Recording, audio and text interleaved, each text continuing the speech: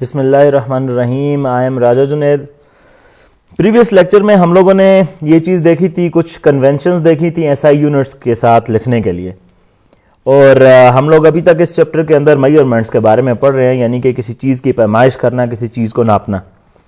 अब बात यहाँ पे कुछ सवाल पैदा होते हैं, और उसमें पहला सवाल ये है कि अगर आप लोग किसी चीज़ को नाप रहे हैं तो उस टाइम पे ऐसा भी हो सकता है कि उस चीज़ को आप गलत नाप लें, यानी कि वो उस जिस चीज़ की आप लोग मेजरमेंट कर रहे हैं वो मेजरमेंट आप लोगों से ठीक ना हो, वहाँ पे कुछ ऐसे अमामिल शामिल हों जिसकी वजह से जो चीज़ आप लोग मेजर कर रहे हैं वो ठीक तरीके से मेजर ना हो, और फिर वो अगर चीज़ ठीक तरीके से मेजर नहीं होती तो उस टाइम पे वहाँ पे हम लोग उस चीज़ का एस्टिमेट लगाते हैं। वो जो एरर इन्वॉल्व हो रहा होता है, जो रियल वैल्यू के दरमियान में और हमारी मेजर्ड वैल्यू के दरमियान में डिफरेंस होता है, उसका एस्टिमेट लगाते हैं। तो ये क्या कहलाता है और ये प्रोसेस क्या है, उसी के बारे में आज पढ़ेंगे। तो आज का टॉपिक जो है वो हमारा रिलेटेड है। तो आज का जो हमारा टॉपिक है वो है एरर्स एंड अनसर्टेनिटी। तो बात करते हैं, स्टार्ट करते हैं सबसे पहले एरर्स से। तो एरर्स के बारे में अगर हम लोग बात करें कि एरर क्या चीज़ है, तो उसको ज़रा देख लेते हैं और डिफाइन कर लेते हैं सबसे पहले, फिर उसकी एक्सप्लेनेशन पे आते हैं। तो हम लोग एरर को डिफाइन कर सकते हैं, the difference between measured value and actual value is called error. यानी कि मेजर्ड वैल्यू, यहाँ पे दो लफ्ज़ इंपॉर्टेंट है ना, अगर हम लोग यहाँ पे दो लफ्ज़ों पे गौर करें तो ये दो लफ्ज़ बहुत ज़्यादा इंपॉर्टेंट है। एक है आप लोगों के पास ये मेजर्ड वैल्यू, और दूसरा है यहाँ पे आप लोगों के पास ये एक्चुअल वैल्यू। अब मेजर्ड वैल्यू और एक्चुअल वैल्यू क्या चीज़ है, देखें मैं आप लोगों को एग्जांपल देता हूँ, ज़रा सा एक एग्जांपल पे चलते हैं। फॉर एग्जांपल मेरे पास ये कोई डिस्टेंस है दो पॉइंट्स के दरमियान, एक पॉइंट ये आ गया, एक पॉइंट ये आ गया, ठीक है, और यहाँ से लेके यहाँ तक ये जो डिस्टेंस है ये मेरे पास एग्जैक्टली ठीक तरीके से मालूम कर लिया गया है, और वो है फॉर एग्जांपल 4 मीटर। वैसे एग्जांपल दे रहा हूं मैं। अच्छा जी, अब एक बंदा आता है और वो इसको मेजर करता है, जब यहाँ से यहाँ किसी मीटर रूल के साथ, तो जब वो मेजर करता है तो वो बताता है आप लोगों को रिजल्ट कि ये जो है ये 3.9 मीटर है। इसी तरह कोई और बंदा आता है, वो मेजर करता है, वो बताता है कि है 3.8 मीटर्स। इसका मतलब ये है कि जो पहले जो वैल्यू मालूम कर ली गई थी, जो एग्जैक्ट वैल्यू थी, वो आप लोगों के पास एक्चुअल वैल्यू थी, ठीक है। आपने जो मेजर की वो आप लोगों के पास एक्चुअल के करीब है, मगर बिल्कुल एग्जैक्टली वही नहीं है जो एक्चुअल वैल्यू मौजूद है। इसका मतलब ये है कि यहां पे 4 मीटर और 3.9 मीटर के दरमियान में कोई डिफरेंस है। तो अगर मैं ये बात करूं कि 4 में से 3.9 निकालूं तो मेरे पास 0.1 मीटर का एरर आ रहा है, और यही जो डिफरेंस होता है एक्चुअल वैल्यू के दरमियान और मेजर्ड वैल्यू के दरमियान, इसी को हम लोग नाम देते हैं एरर का। अब सवाल ये पैदा होता है कि ये जब एरर है हमारे पास, तो एरर के सोर्सेज कौन से हैं, मतलब कि ये किसकी वजह से पैदा हो सकता है, क्या क्या रीजंस हो सकते हैं जिसकी वजह से एरर इन्वॉल्व हो सकता है। तो सबसे पहले हम लोग उसके सोर्सेज पे बात कर लेते हैं कि सोर्सेज ऑफ एरर क्या है। तो जो पहला है, पहले पॉइंट में वो कह रहा है कि नेग्लिजेंस और इनएक्सपीरियंस ऑफ ए पर्सन, यानी कि एक बंदे ने कभी कोई चीज मेजर की ही नहीं है। फॉर एग्जाम्पल मैं आप लोगों को ये कहता हूं कि मेरे पास एक कंटेनर है, ठीक है, ये एक कंटेनर है, सही, इसके अंदर मेरे पास कोई भी लिक्विड पड़ा हुआ है, ठीक है, लिक्विड पड़ा हुआ है, यहाँ तक ये ऐसे कोई लिक्विड पड़ा हुआ है, ठीक है, और इसका एक सर्टन टेम्परेचर है, और मैं कह देता हूँ बस कोई भी टेम्परेचर है, हम लोग उसे नाम दे देते हैं टी का। अब हम लोग क्या करते हैं, उसको कह देते हैं कि वो एक क्या चीज़ इस्तेमाल करे, थर्मामीटर इस्तेमाल करे, और उस थर्मामीटर की मदद से हम लोगों को ये मालूम करके दे कि ये जो वाटर है या ये जो लिक्विड है इसका टेम्परेचर कितना है। अब उस बंदे को ना इस थर्मामीटर का पता है ये क्या है, और ना कभी उसने इसको इस्तेमाल होते हुए देखा है, और ना उसने कभी इस्तेमाल किया। तो इसका मतलब ये है कि वो उसकी नेग्लिजेंस भी है और उसका एक्सपीरियंस भी कोई नहीं है। इसका मतलब ये है, मुझे आप ये बताएं, जब वो इस थर्मामीटर को यहां पे इधर इसके साथ मेजर करने की कोशिश करेगा, क्या वो करेक्टली जैसे जो तरीके हैं उससे वो इसका टेम्परेचर मेजर कर सकता है? यकीनन नहीं कर सकता। क्यों? क्योंकि एक इनएक्सपीरियंस पर्सन कभी भी किसी चीज को पहले ही ट्रायल पे बिल्कुल करेक्टली नहीं कर सकता। इसकी एग्जांपल मैं और आसानी से दे सकूं कि एक बंदे ने कभी गाड़ी चलाई ही नहीं है और हम उसे कह दें कि जाओ गाड़ी में बैठो और गाड़ी चलाओ, तो आपको क्या लगता है वो गाड़ी चला लेगा? बिल्कुल वो गाड़ी नहीं चला सकेगा, क्योंकि उसके पास इनफ नॉलेज नहीं है उस गाड़ी को चलाने का और उसके साथ जो एक्सपीरियंस है वो भी मौजूद नहीं है। उसके बाद क्या हो सकता है कि फॉर एग्जांपल चलें जी, हमारे पास एक बंदा है जिसने काफ़ी अरसा काम किया है किसी फील्ड के अंदर और उसके पास इनफ नॉलेज भी है, एक्सपीरियंस भी है, सब कुछ है, मगर जो अपरेटस हम लोग उसे दे रहे हैं वही फॉल्टी है। फॉर एग्जांपल हम लोग जो थर्मामीटर दे रहे हैं इस वाटर का टेम्परेचर नापने के लिए, उस थर्मामीटर के अंदर ही कुछ ना कुछ प्रॉब्लम है, या तो उसकी कैलिब्रेशन ठीक नहीं हुई। कैलिब्रेशन किसे बोलते हैं? कैलिब्रेशन आप लोग थर्मामीटर के साइड पे देखते हैं ना, वो इस तरह 1 2 3 4 इस तरह वो पॉइंट्स बने हुए होते हैं, 1 2 3 इस तरह ऊपर की तरफ। तो वो अगर वो कैलिब्रेट ठीक तरीके से नहीं हुआ, कहीं पे फॉल्ट है, कुछ मसला है अपरेटस के साथ ही, या मैं अगर वर्नियर कैलिपर देता हूं नापने के लिए तो उसके अंदर ही शुरू से प्रॉब्लम है, तो इसका मतलब है वो अगर सारी टेक्निक ठीक इस्तेमाल करता भी है तो वो जो फॉल्टी अपरेटस है वो इसे क्या कर देगा, उसकी सारी मेजरमेंट को खराब कर देगा, उसकी वजह से हमारे पास एरर आ जाएगा। अब इनअप्रोप्रिएट मेथड और टेक्निक, अब अपरेटस मेरे पास ठीक है मगर जो मेथड फॉलो हो रहा है वो मेथड ठीक नहीं है, हम लोग वो मेथड ठीक फॉलो नहीं कर रहे। यानी कि यहाँ पे क्या हो सकता है, यहाँ पे हम लोगों को टेम्परेचर इस वाटर का मेजर करने के लिए इस थर्मामीटर को इसके अंदर डिप करना पड़ेगा, तब जाके ये सही तरह से टेम्परेचर मेजर करेगा। अब बजाय इसके अंदर डिप करने के हम लोग थर्मामीटर इस बाहर वाली साइड पे लगाना शुरू कर दें, तो आप लोगों को यह हवा इसके ऊपर हवा के अंदर रखते हैं तो ये टेम्परेचर ठीक तरीके से मेजर नहीं करेगा। तो उस टाइम पे मेथड हमारा ठीक नहीं है और टेक्निक जो यूज कर रहे हैं वो हमारी ठीक नहीं है। तो ये 3 सोर्सेज हैं जो किसी भी एरर को पैदा करने के पैदा करने का सबब बनते हैं। नेक्स्ट आगे चलते हैं, एरर के ऊपर ही थोड़ी सी और बात करते हैं। तो अब हम लोग एरर पे ये बात करते हैं कि एरर की टाइप्स कौन सी हैं, क्योंकि हम लोगों ने सोर्सेज तो देख लिए किन किन से एरर पैदा हो सकता है, तो फिर इसका मतलब ये है कि सोर्सेज जब मुख्तलिफ हैं तो फिर एरर की मुख्तलिफ टाइप्स भी बनेंगी। तो सबसे पहली जो टाइप आती है वो हमारे पास है पर्सनल एरर, और इसको अगर हम लोग डिफाइन करने लगे तो हम लोग इसे ऐसे डिफाइन कर सकते हैं, The error due to the carelessness or improper knowledge about an instrument or incorrect reading of a scale by an experimenter is called personal error. नाम से ही जाहिर है पर्सनल यानी कि अपनी वजह से, हमारी अपनी वजह से जो एरर जनरेट होता है। तो यहाँ पे जो जो इंपॉर्टेंट चीजें हैं जरा उन्हें हाईलाइट कर लेते हैं। कह रहा था error due to the carelessness, ठीक है, यानी कि लापरवाही की वजह से, इम्प्रॉपर नॉलेज यानी कि इनफ नॉलेज मौजूद नहीं है या वो जो नॉलेज है वो उससे रिलेटेड नहीं है जो हम लोग मेजरमेंट करने जा रहे हैं, अबाउट एन इंस्ट्रूमेंट, और incorrect reading of a scale, ठीक है। यानी कि हम लोग यहाँ पे 3 चीजें, तो पहली चीज को हाईलाइट कर लेते हैं। पहली चीज हो गई केयरलेसनेस, ठीक है। दूसरी हमारे पास चीज हो गई प्रॉपर नॉलेज, ठीक है। और फिर हमारे पास जो है वो तीसरी चीज होगी इनकरेक्ट रीडिंग। अब ये तीनों चीजें मिलके पर्सनल एरर बनाती हैं जो कि हमारी तरफ से हो सकता है। अब देखें, केयरलेसनेस, लापरवाही करेंगे किसी एक्सपेरिमेंट को करते हुए तो ऑब्वियसली हमारे उस एक्सपेरिमेंट के अंदर या रीडिंग के अंदर एरर इन्वॉल्व होगा। दूसरा है इम्प्रॉपर नॉलेज। अब उस चीज के बारे में हमें नॉलेज ही नहीं है, जैसे अभी थोड़ी देर पहले मैंने एग्जांपल दी कि किसी को थर्मामीटर यूज करना ही नहीं आता, या अगर फॉर एग्जांपल हम लोग स्टेथोस्कोप यूज कर रहे हैं तो स्टेथोस्कोप का इस्तेमाल करना ही हम लोगों को नहीं आता, या वर्नियर कैलिपर का इस्तेमाल ही नहीं करना आता, तो इसका मतलब है नॉलेज नहीं है हमारे पास। और जब नॉलेज नहीं है तो फिर उस चीज से हम लोग मेजरमेंट कैसे कर सकते हैं, ये इम्पॉसिबल है। तीसरा जो है वो है इनकरेक्ट रीडिंग।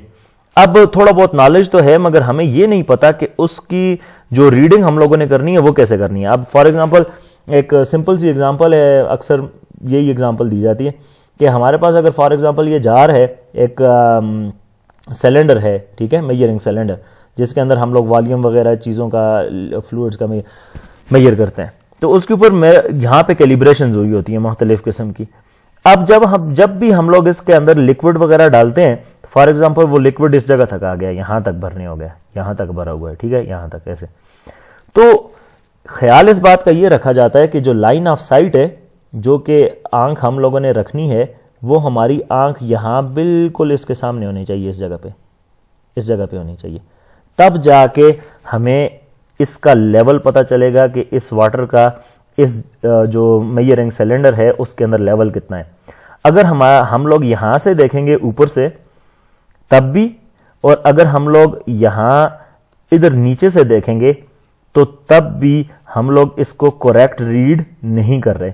तो ये वाला मेथड ठीक है, जबकि ये मेथड भी गलत है और ये मेथड भी गलत है। तो इसका मतलब है कि हम लोग अगर रीडिंग गलत ले रहे हैं तो वो हमारी अपनी गलती है, उसमें इंस्ट्रूमेंट का कोई ताल्लुक भी नहीं है।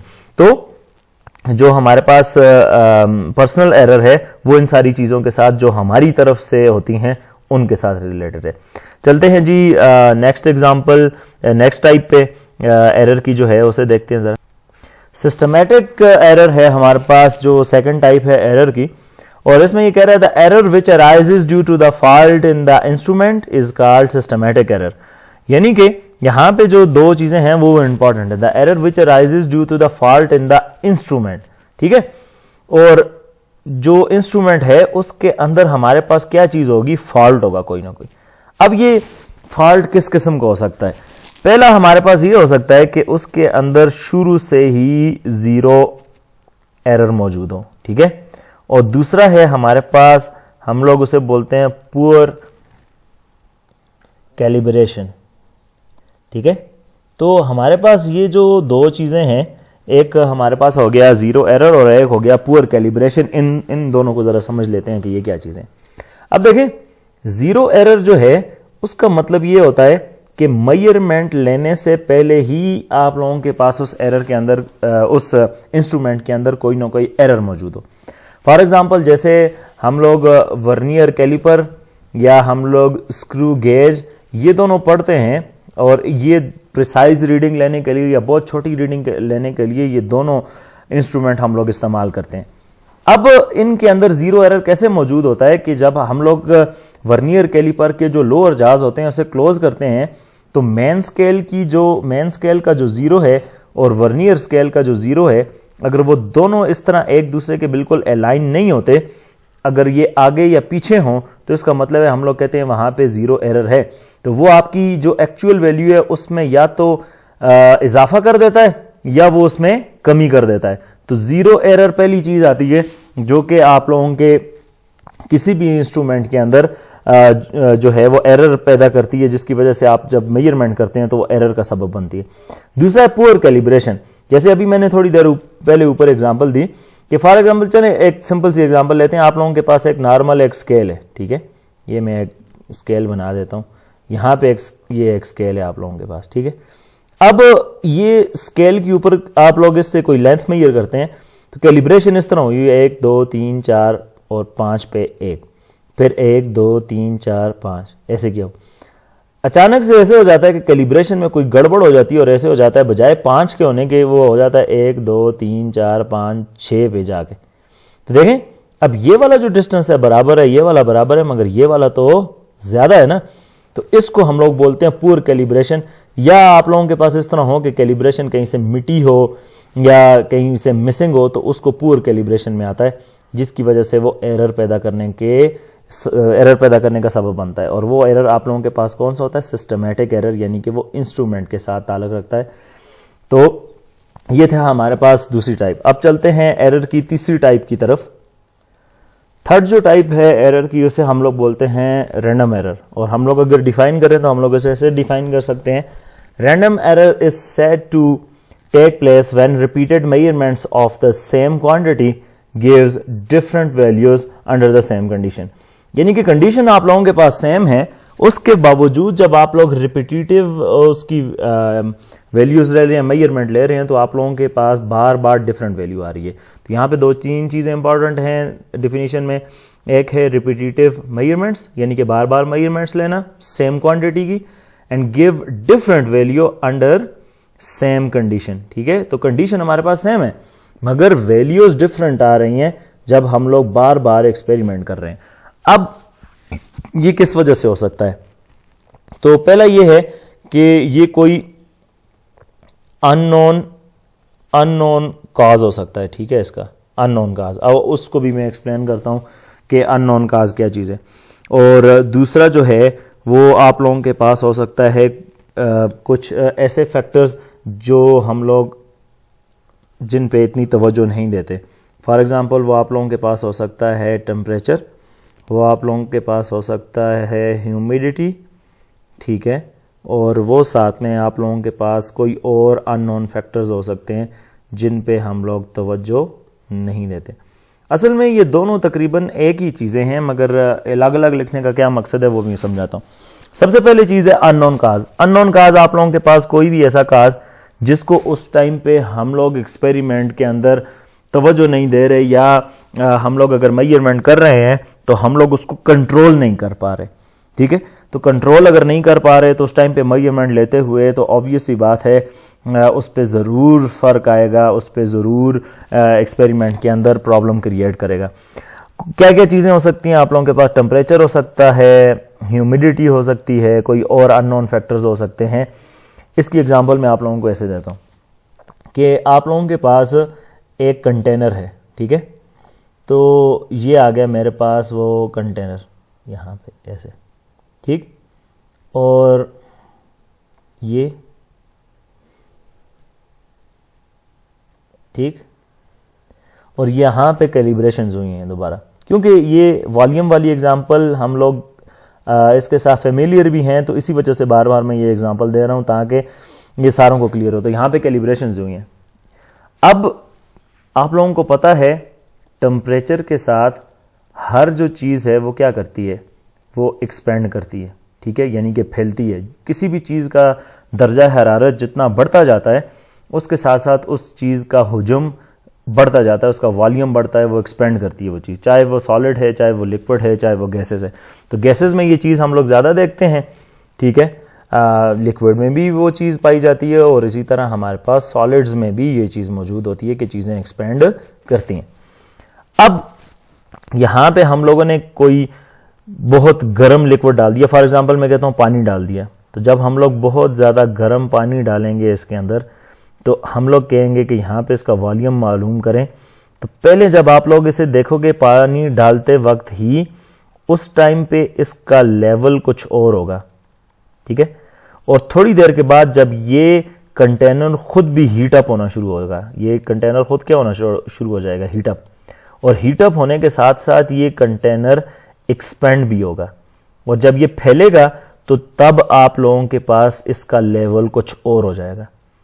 अब ये लेवल कुछ पहले कुछ और मौजूद था, अब कुछ और मौजूद है, तो वहां पे जो चीज है जो इसके अंदर फर्क डाल रही है वो है टेम्परेचर।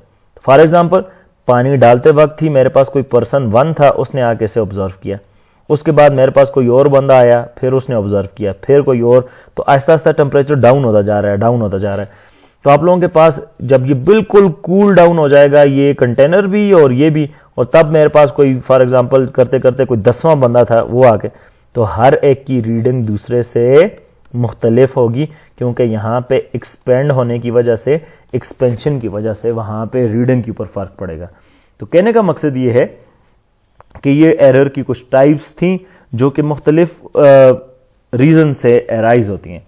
तो रैंडम एरर हमें ज़्यादा देखने को मिलता है क्योंकि एक्सपेरिमेंट के दौरान ना तो हम लोग किसी जगह का टेम्परेचर को कंट्रोल कर सकते हैं, किसी ख़ास एरिया की ह्यूमिडिटी को भी हम लोग कंट्रोल नहीं कर सकते, और बाज़ दफ़ा ऐसे होता है कि वो मेजरमेंट करने के दौरान हमें अननोन फैक्टर्स ऐसे इन्वॉल्व होते हैं जिनको ना तो हम लोग डिटेक्ट कर सकते हैं और ना हमें ये पता होता है कि ये वाला जो फैक्टर है ये इस एक्सपेरिमेंट को या मेरी मेजरमेंट को इफ़ेक्ट कर रहा है या नहीं। तो इसकी वजह से हमारे पास रैंडम एरर एराइज होता है।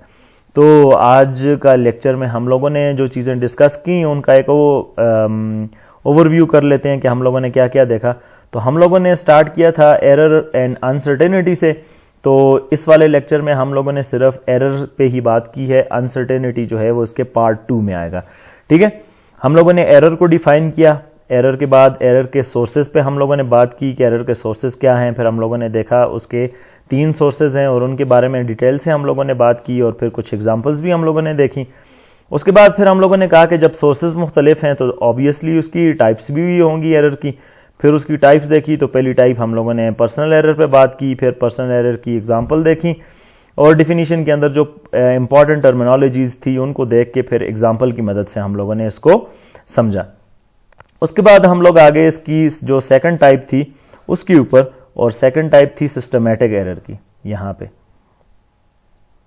ये तो सिस्टमैटिक एरर की हम लोगों ने बात की। सिस्टमैटिक एरर में हम लोगों ने जो चीज़ें इंपॉर्टेंट थी वो चीज़ें हम लोगों ने समझी एग्जाम्पल के साथ। फिर हम लोग आए थर्ड टाइप पे और वो था रैंडम एरर। रैंडम एरर में हम लोगों ने चीज़ें देखी, उन चीज़ों को समझा और फिर आखिर में एग्जाम्पल भी देखी और एग्जाम्पल की मदद से हम लोगों ने समझने की कोशिश की। आप लोगों ने क्या करना है कि इसके ऊपर एक छोटी सी असाइनमेंट लिखनी है एरर, ठीक है, एरर के सोर्सेज पे और उसकी जो 3 टाइप्स मैंने बताई हैं उस पे। साथ में आप लोगों ने क्या करना है, डायग्राम बना लेनी है जिनके अंदर एरर शो हो रहा हो। जैसे मैंने कंटेनर वाली एग्जांपल बनाई है जिसके अंदर हम लोगों का पर्सनल एरर इन्वॉल्व था, जो 3 आई लेवल्स मैंने बनाए थे। तो उसमें मैं ये शो कर रहा था कि यहाँ पे मेरे पास एरर मौजूद हो सकता है अगर हम लोग ये वाले मेथड अप्लाई करें, और नहीं हो सकता जब हमारा आई लेवल ठीक हो। साथ में डायग्राफ भी बना के आप लोग मुझे आज सबमिट कर दें। तो आज की वीडियो में, आज के लेक्चर में बस इतना ही। इंशाल्लाह कल मिलते हैं इसी नेक्स्ट लेक्चर के साथ। तब तक के लिए अल्लाह हाफिज़।